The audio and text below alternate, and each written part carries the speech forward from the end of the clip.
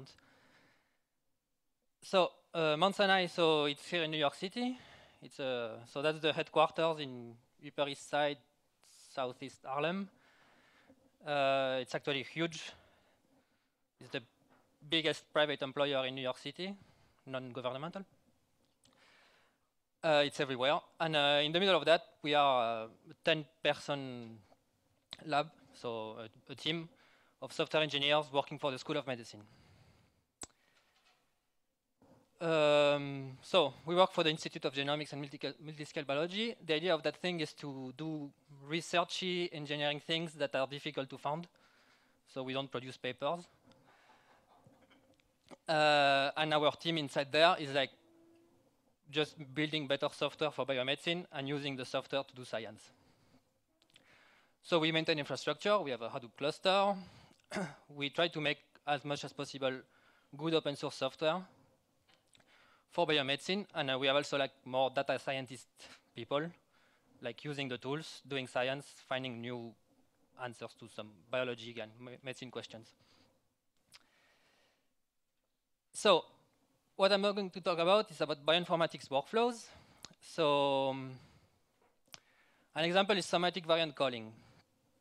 So what does that mean? Somatic means try to find what's wrong with someone. Variant calling is try to find differences between a tumor and a normal sample. So let's say a person has cancer, you pick a piece of blood, you take also a sample of the tumor, and you want to find the differences, you want to find what's wrong with the tumor. So that's what we call variants. And when variants are only on the tumor, they are generally, we try to believe that they are the ones causing problems. So that's why it's called somatic. An example of that, it's cancer immunotherapy. So it's like a research project we have at Mount Sinai, and it's all over the world. The idea is to find those somatic variants. From the somatic variants, we know what the cell is actually doing differently in the tumor, and then we can try to guide the immune system. That's what I just said there. So making a peptide vaccine. So in practice, how does a variant look? So this is a view of, so this part is the normal sample. This part is the tumor. Sequencing DNA is sequencing many small pieces of DNA. We don't know how to sequence long molecules. So we have to align them together to the reference. That's the reference. So that's the average of a bunch of people in Buffalo, New York, up there, that are called the reference human. Sequencing DNA makes a lot of mistakes. So you see that you get random errors everywhere, biased errors, actually. And on the tumor, sometimes we find like, oh, instead of being a G there, we have 4 times an A, so that's a variant. The tumor has something special there, so that's what we are looking for. Sometimes, so that's a single nucleotide variant, so it's like only one difference. Sometimes it's like a whole piece of DNA missing, or some piece of DNA that has been added, we don't know how, and so on. So yeah, there's the basic idea.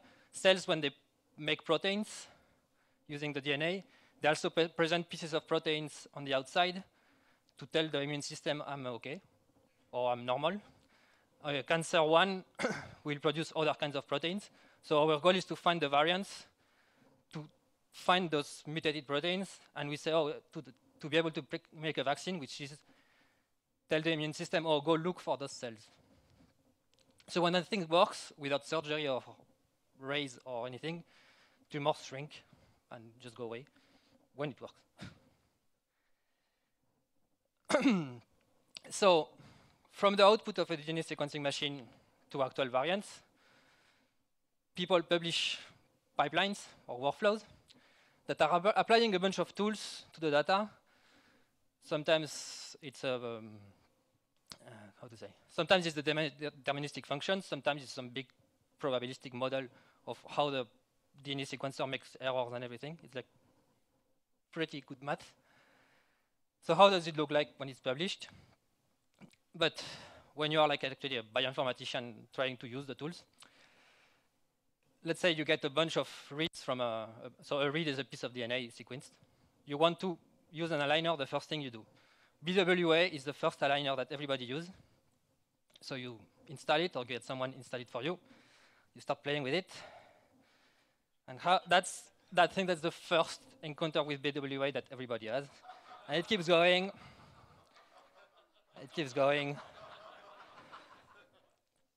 And that's like that for every tool. Like, so some of them are funny. Some of them you are like to keep them in mind. Let's say some tool is another tool that's used. You use some file that doesn't exist. It will tell you an error, but still returns 0 to the shell because it keeps going like that. I have a whole collection of. Yeah, let's keep going. So, and we have like hundreds of tools. Every tool has like a bunch of crazy parameters that you can tweak. And we want to run that on thousands of samples, like every cancer patient in the hospital. Like, and new tools come every new paper with some crazy installation procedure and some new things to discover about it.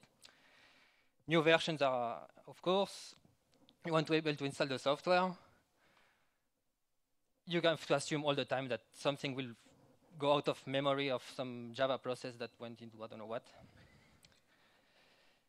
You also, I mean, of course, that's every workflow will run like for 24 hours, so or more.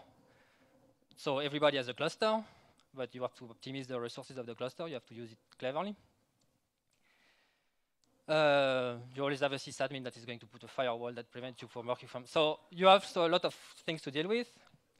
And that's also important. I mean, I don't know if you've heard about medicine papers lately. There's been a big cross study about how research papers are like completely not reproducible. So there's a lot of thinking of how do we make reproducible research. So the goal of a workflow engine should be like at least keep track of everything that happened to a piece of data. So that's why you need a workflow engine, like something that allows you to make tools work together. There are a lot of them around. I've tried them. I've tried a bunch of them. The biggest problem often is that it's not flexible. And yeah, it's like sometimes some postdoc somewhere hacked something together in Python, called it a workflow engine, and it becomes a new workflow engine. So, so Mons and I, we have the occasion of saying, oh, let's take a new step at that. So that's what K3 comes from. So it's a new workflow engine, so yet another one. But a few ideas. So it's an embedded DSL. So the goal is to be able to really program workflows with a real programming language. Backends are plugins. You can use as many backends as you want. I will explain a bit later what the backend is. We want something that is correct and fault tolerant because we are software engineers. And we want to be able to, if, I don't know, some SSH thing is impossible, we want to be able to ship the code somewhere else and connect to it by SSH and do something. Like, you want the thing to be hackable to get the job done. So that's why we needed a sane implementation language. That's my YOCaml, but for you it's normal. I mean, software now, the THELAC25 is actually a device that was supposed to apply radiations to patients, and a programmer's mistake killed like 6 patients, I think. So why OCaml? OCaml has that mature thing that people have like some piece of code wrote in the 90s running on some router in ARM somewhere that still compiles with the latest version. But we still get like fancy things. We get standard GADTs, good subtyping, first-class modules, a very nice module system. The overall goal of all of that is like using the type system as a lightweight theorems about your code. You all know that. OCaml has that particular thing of being very nice for readability. So for very large code bases, a lot of people working on code, it's nice to be able to read each other's code. So that's maybe the more OCaml-ish thing. GenStreet, every time they talk 15 minutes about readability. So you should ask them. And so yeah, OCaml is fast. It is often good in the benchmarks. It's very portable, very hackable. Some people now are compiling even to PIC controllers or to JavaScript. And it's future friendly. I mean, what we should be doing already is like extract some module that we think is kind of pure, writing in Coq, extract the code and use the code in our libraries. We should start doing that. It's now just getting our shit together. So K3 means keep track of experimental workflows. I like unique names. So it's both an embedded DSL, an embedded language to write workflows in a very hackable way, and also an engine to which is going to call those workflows. So the idea is that, so the DSL is trying to make simple. There are no type parameters, phantom types, and so on, because we want OCaml beginners to be able to write workflows. And the ADSL is just like building a huge data structure, which is like the workflow. There is one function in the ADSL, which is run or submit, and that gives it to the engine. So yeah, client server, so you can either have a K3 server running and listening on HTTPS, or you can just running on your laptop. You run your workflows on your laptop, you close your laptop, you go home, you reopen the laptop. The K3 is supposed to get back and see what everything is running, what died, what not, and so on. What else to do? There is a cool command line client to go fast and explore targets. And the backend, so right now we can talk to LSF or PBS clusters. So LSF and PBS are batch running systems. Or if the machine doesn't have a scheduler, you can use no-hub sets ID, which is standard Linux way of hiding stuff in the background, but doesn't work on Mac OS X. So if the machine has Python, K3 can generate a Python script and replace no-hub sets ID, which makes you like more portable. Because, and anyway, you can add backends. We have in our private repos, we have a backend to use our Hadoop cluster with our own variant caller. We didn't open source that because we don't know if it will work in any other Hadoop cluster, because Hadoop is another beast. What's coming next? So improving the engine itself, how it runs things, and the command line client, or maybe a web client, because the ADSL is so powerful that we we didn't expect that we were using that way of scaling.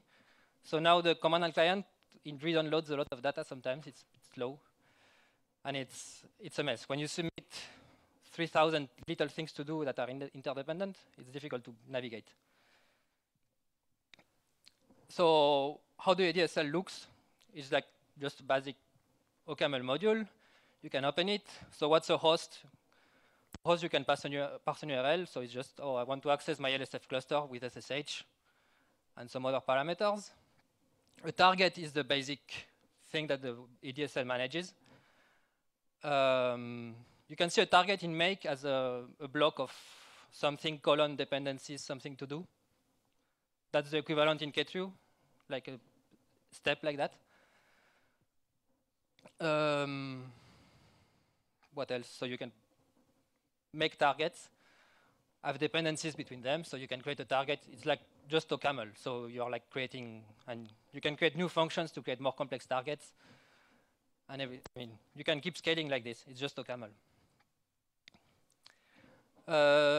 Some cool stuff that it's under the hood. So like in the K3 side of, like in the implementation, every target has a state machine, which is pretty complex because you can kill it, it can die in many ways. SSH can fail, but the thing you can still assume that it's working. It's just like your connection to it that is not working for now. It can work later. So the state machine is pretty complex. And it's all encoded with polymorphic variants. So the code is generated, but in the end it looks like that. You have a bunch of states and agglomerations of states. So for example, when something is starting, so it's starting or you try to start and you fail to start because of SSH or some other like access problem, so you can try again.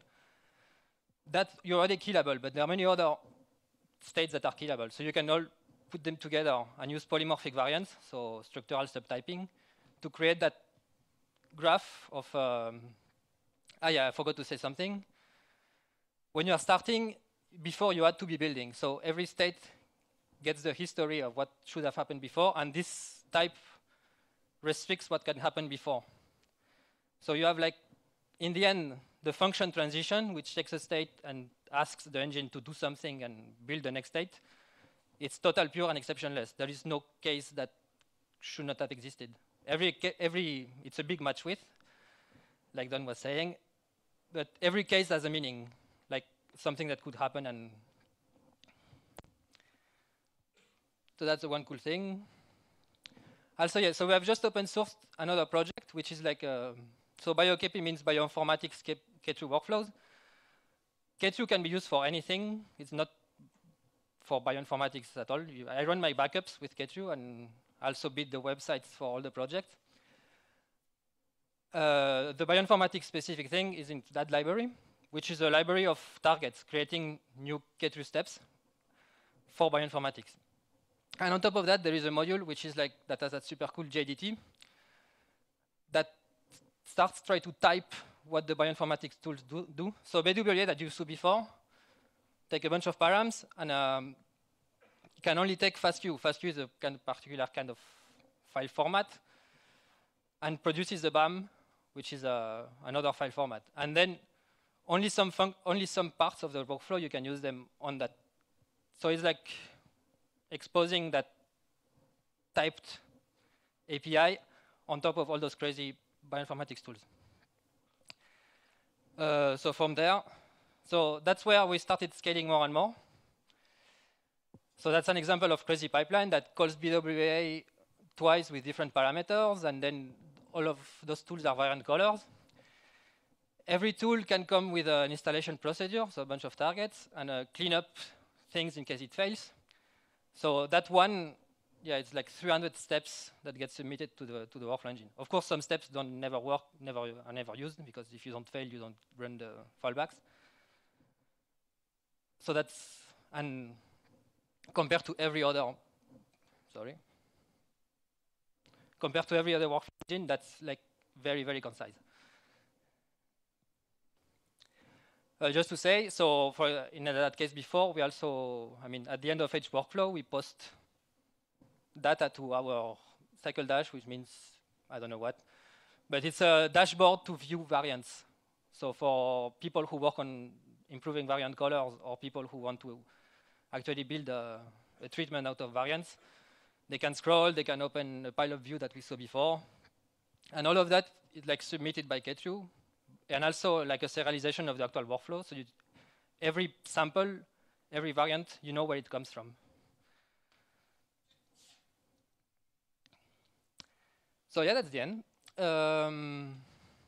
So if you happen to use K2 in something completely different, because I don't think there are many bioinformaticians here, very happy to hear about. I will link it. I will put the slides online soon. And I play in a band, and we are playing on March 18th. That's all.